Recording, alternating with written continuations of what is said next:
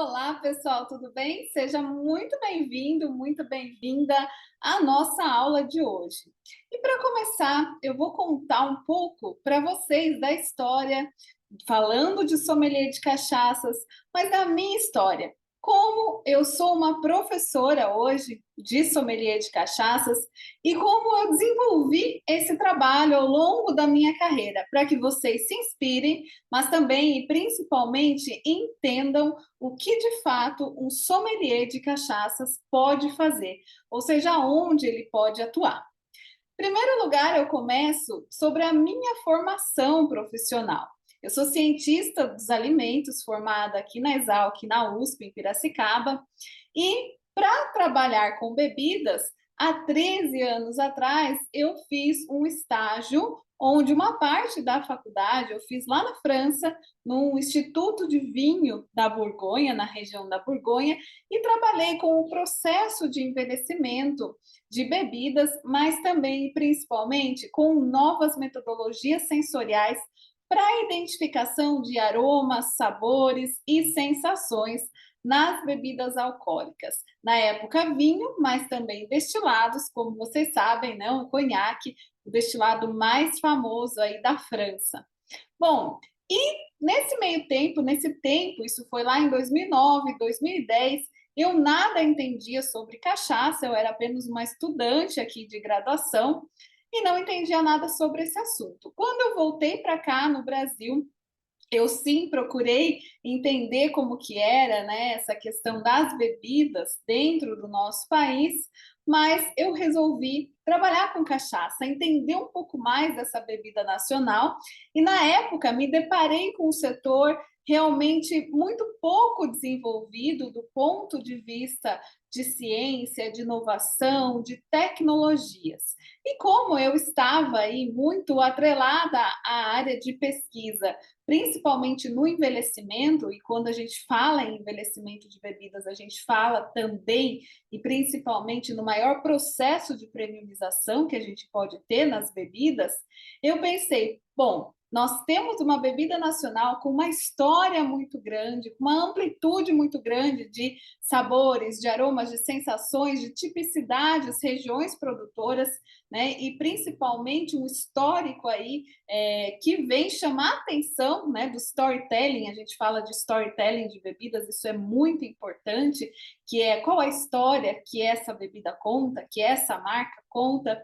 E aí eu vi que a gente tinha realmente muito valor, né, e pouco reconhecimento desse valor pelos próprios brasileiros, né, nem se fala quando a gente vai trabalhar também com o mercado externo, mas que isso deveria, né, começar principalmente com o consumidor interno. E o consumidor interno entende muito pouco sobre cachaça, né? Quando a gente fala cachaça, para alguém que é leigo sobre o assunto, né? O que a gente ouve, na grande maioria das vezes, não gosto porque é muito forte, nossa, cachaça é uma bebida ruim, cachaça é uma bebida de bêbado, né? Então a gente tem muito isso enraizado na nossa cultura de forma pejorativa, por conta, obviamente, de razões históricas, mas principalmente por ser, né, uma bebida em grande parte ainda informal, né? Nós temos uma pequena parte do setor produtivo se formalizando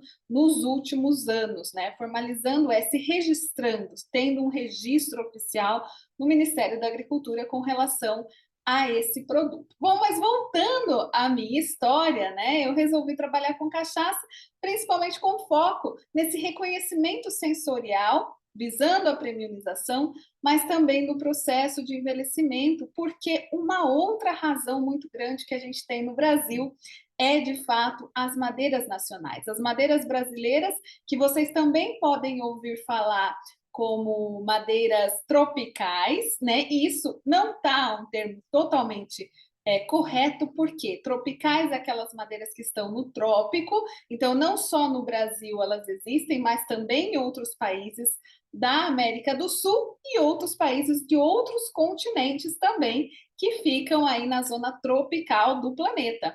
Né? E de fato nós não estamos falando de todas as madeiras tropicais, nós estamos falando das nossas madeiras brasileiras, que é isso que a gente estuda, né, aqui no Brasil, na grande parte, né, dos estudos científicos aí sobre as madeiras. Mas isso é uma outra história. Vamos falar sobre a ciência sensorial e como a minha história como cientista de alimentos voltada para a área de bebidas, eu pude desenvolver, né, esse processo de formação em sommelier de cachaças. Como chegou até aqui, né? A primeira turma que a gente formou de sommelier de cachaças. Bom, então, há algum tempo atrás, né, a gente não tinha essa formalização do setor, o sommelier de cachaças ele vem ganhando reconhecimento oficial, né, no começo desse ano, então é muito recente ainda o reconhecimento dessa profissão, mas essa profissão sempre existiu e está em grande ascensão. Né? E para você ser um sommelier de cachaças, você não precisa de nenhum conhecimento anterior, né? O que muita gente me pergunta, Aline, eu quero fazer o curso, eu quero me formar em sommelier de cachaças, eu preciso de um conhecimento ou não, eu posso entrar cru, né, no curso sem saber de nada. Gente, você não precisa de nenhum conhecimento prévio, porque tudo a gente ensina nesse curso de formação de sommelier de cachaças, né? A base de tudo, todas as bases que você precisa saber. Para quê? Para você ser um porta-voz, você ser um informante, né, das razões de qualidade dessa nossa bebida nacional. E para isso a gente realmente precisa muito, né, saber entender sobre essa bebida, de fato, não na forma histórica somente, né, mas principalmente do que hoje está acontecendo, né? Quando a gente fala o futuro da cachaça, qual que é esse futuro da cachaça? Né? É uma coisa que muito se fala, mas pouco se faz, né? Como em todos os setores, é muito difícil a gente refletir e colocar em prática aquilo que de fato a gente está refletindo. Né? E nesse universo, obviamente, né, uma profissão totalmente recente, ainda pouco conhecida, mas muito, muito, muito necessitada. Ou seja, nós precisamos de profissionais que entendam profundamente, primeiramente, para quebrar com todos os paradigmas aí, né, as formas pejorativas da gente falar sobre cachaça, as coisas ruins que a gente ouve, mas também para informar o que é verdadeiro, o que é correto, de uma maneira, gente, muito elegante. A gente precisa dessa elegância para a bebida, a gente precisa dessa seriedade para a bebida, e lógico, existem muitas, a gente pode falar de muitas marcas, muitas indústrias trabalhando nessa seriedade, né, em buscar esse resgate da seriedade de uma bebida que até então tinha sido, ou ainda está sendo, né, mal falada pela sua falta de qualidade, né, por arder a garganta, né? Então a gente começa a falar de atributos sensoriais, a gente entende, mergulha um pouco no que é a ciência sensorial e começa a falar de atributos sensoriais. Mas a minha história, como eu estava dizendo para vocês, ela vem principalmente dessa vontade, dessa visão de necessidade que eu tive há algum tempo atrás, né, de quebrar todas essas coisas negativas que haviam até então muito mais fervorosas do que agora, nesse momento, mas também informar, né, e desvendar coisas que ainda não tinham sido desvendadas. Né? A gente tem muito ainda a aprender, a entender, a pesquisar sobre a nossa bebida nacional.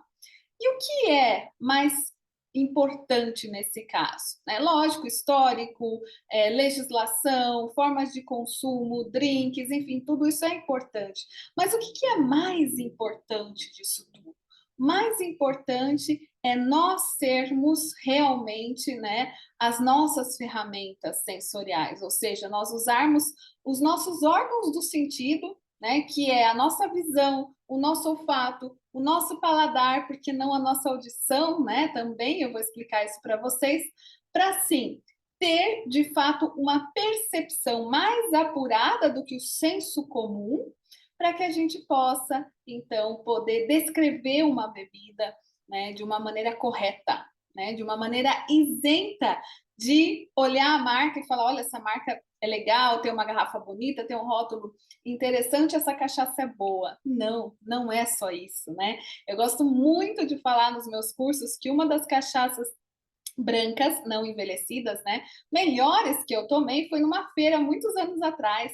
Eu encontrei um produtor, como todos falam, Aline, prova minha cachaça, vê o que você acha, né?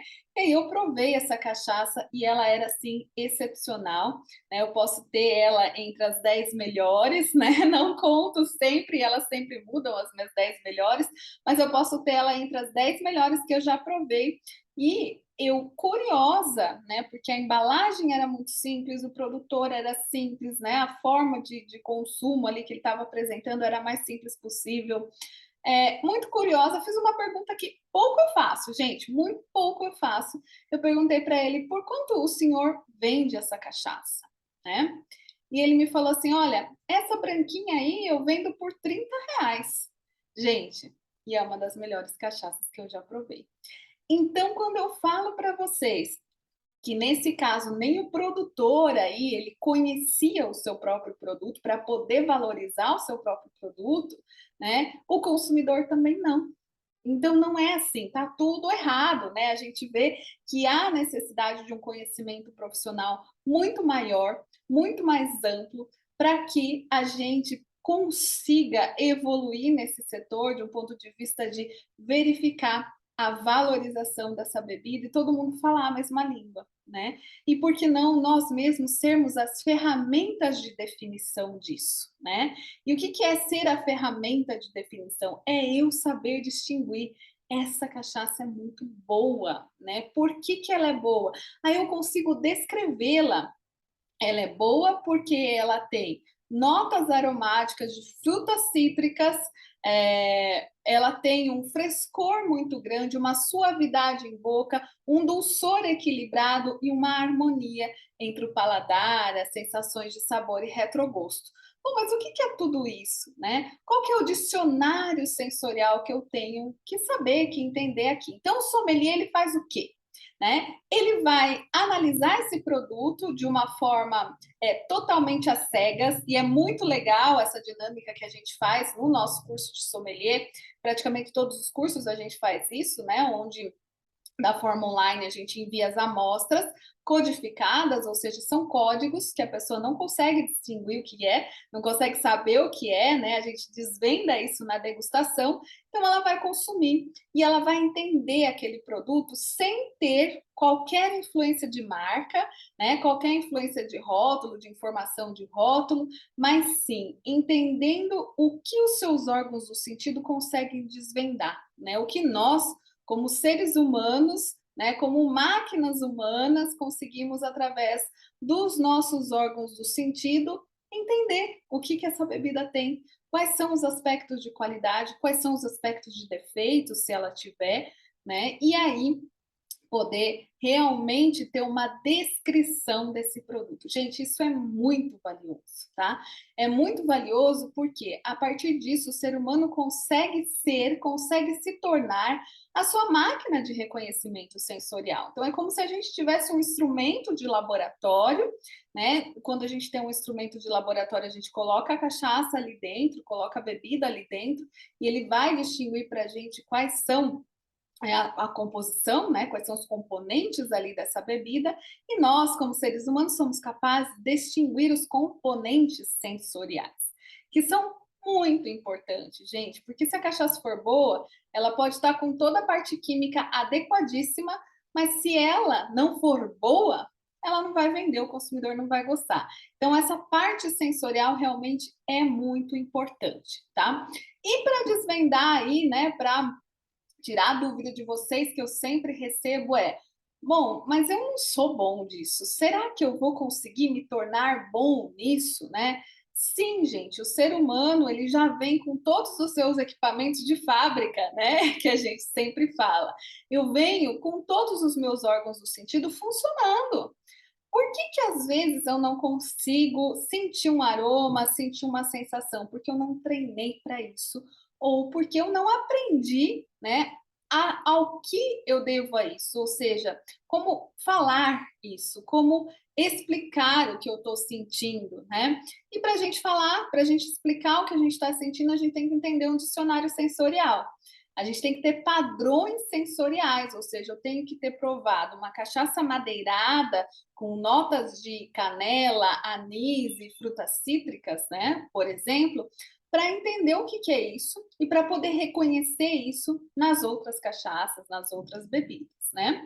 E não só em bebida, gente, isso a gente faz, é um exercício que a partir do momento que a gente aprende, a gente faz todo o tempo, a todo momento. Se eu estou provando um café, um chá, se eu estou passando no lugar e sinto um aroma de alguma coisa, se eu estou tomando um banho com sabonete novo, eu vou abrir o sabonete, eu vou sentir aqueles aromas, aquelas notas e uma coisa muito importante que é o que a gente treina, né? Eu vou armazenando na minha consciência sensorial, também chamada de memória sensorial, todas essas informações. Então, quando eu pego um copo, aqui eu tenho uma taça de água, né? Mas quando eu pego um copo e aspiro, eu consigo entender, eu consigo buscar lá na minha memória sensorial quais são essas sensações, quais são essas notas aromáticas. Quando eu faço, coloco na boca, eu faço esse movimento, eu consigo entender quais são as notas gustativas que tem ali, quais sensações que essa bebida passa ao meu corpo, né? Então eu passo a ser como se fosse um robô, né? Eu passo a ser um equipamento sensorial, né? De descrição disso. Isso, gente, tem um valor infindável, tem um valor muito grande, porque quanto mais eu treino, quanto mais eu trabalho em prol disso, mais expert eu fico, né? Melhor fica a minha conexão da nossa memória sensorial, da minha memória sensorial, né? E melhor eu vou ser cada dia mais, tá? A partir do momento que eu treinar. Mas eu tenho que treinar sabendo o que eu estou treinando. Então, quando eu digo para vocês, né? Olha, gente, não é bebendo, né? Muita gente fala, é litragem. Quanto mais você bebeu, mais você entende. Gente, isso é coisa do passado, né? Coisa de falso entendedor, pessoas que às vezes se denominam especialistas gustativos, né, da área, mas eles simplesmente são bebedores, né? Eles treinam sem saber a técnica, então eles não treinam. Então, eles não armazenam essa memória sensorial. Então, eles não têm um método sensorial, né? E é sobre isso que eu vou falar para vocês na nossa próxima aula. Como fazer, como desenvolver esse método sensorial. E a nossa aula de método sensorial, eu vou falar para vocês sobre a roda sensorial da cachaça. Vocês já devem ter ouvido falar, é uma ferramenta exclusiva criada por mim, exclusiva aqui na InoveBev, onde só nós podemos usar nos nossos cursos, né? Isso é registrado por nós, e eu vou explicar para vocês como desvendar, como entender essa metodologia, que é a nossa roda sensorial da cachaça. Então, até lá, espero vocês na nossa próxima aula aqui.